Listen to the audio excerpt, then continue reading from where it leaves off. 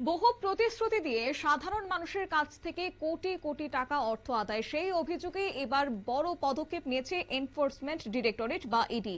জীবন সুরক্ষা group of কোম্পানিজের বিরুদ্ধে পঞ্জি কেলেঙ্কারির তদন্তে এবার 5,54,00,000 টাকা সম্পত্তি বাজেয়াপ্ত করা হয়েছে এবং এই স্কিমের মাধ্যমে অসম, ত্রিপুরা, পশ্চিমবঙ্গের হাজার হাজার বিনিয়োগকারীর কাছ থেকে প্রায় 403 কোটি টাকা সংগ্রহের অভিযোগ উঠে আসছে। জানবো বিস্তারিত, সঙ্গে যুক্ত হয়েছে প্রতিনিধি সোমনাথ মুখোপাধ্যায়। সোমনাথ, কি জানতে পারছো? দেখো, 2004 সাল থেকে এই কোম্পানিটি প্রথমে আসাম, তারপরে আস্তে আস্তে তারা শাখা প্রশাখা ছড়াতে থাকে মেঘালয়, পশ্চিমবঙ্গ এবং ত্রিপুরায়। শুধুমাত্র ত্রিপুরাতেই তারা 100 কোটি টাকার উপর কিন্তু তুলেছে বলে জানা গেছে।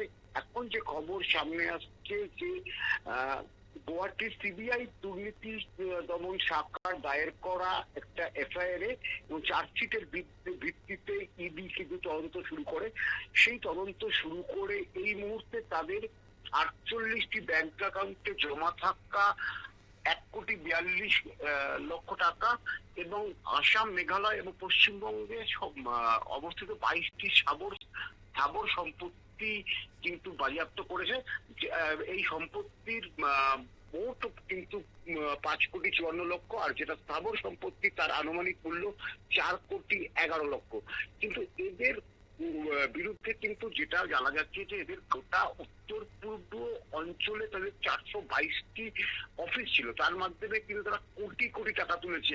কিন্তু সেই টাকা গেল কোথায় তা কিন্তু এখনো হদিশ পাওয়া যাচ্ছে না।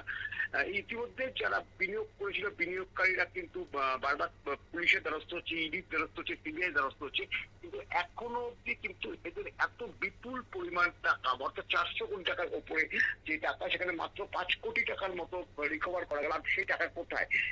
যারা তদন্তকারী অফিসার তারা কিন্তু মনে করছেন যে এই টাকাটা কিন্তু তারা বিভিন্ন নিজেদের আত্মীয় স্বজন বা নিজেদের পরিচিতদের অ্যাকাউন্টে ট্রান্সফার করে রেখেছে। সেই তদন্ত কিন্তু এখন থেকে শুরু করেছে হচ্ছে ইডি। এই যে অসম, ত্রিপুরা, পশ্চিমবঙ্গে 3 রাজ্যে একটা নেটওয়ার্ক চলছিল, ঠিক কত বছর ধরে চলছিল, কিংবা এই নেটওয়ার্ক কিভাবে পরিচালিত হচ্ছে এখনো পর্যন্ত কিছু জানা গেছে? তোমাকে আমি বলে দিই, 3 রাজ্য না, এখানে 4 রাজ্যে মেঘালয়ের কথাটা বলতে হবে, কারণ মেঘালয় তো তারা কিন্তু অনেক বড় একটি নেটওয়ার্ক তৈরি করেছিল।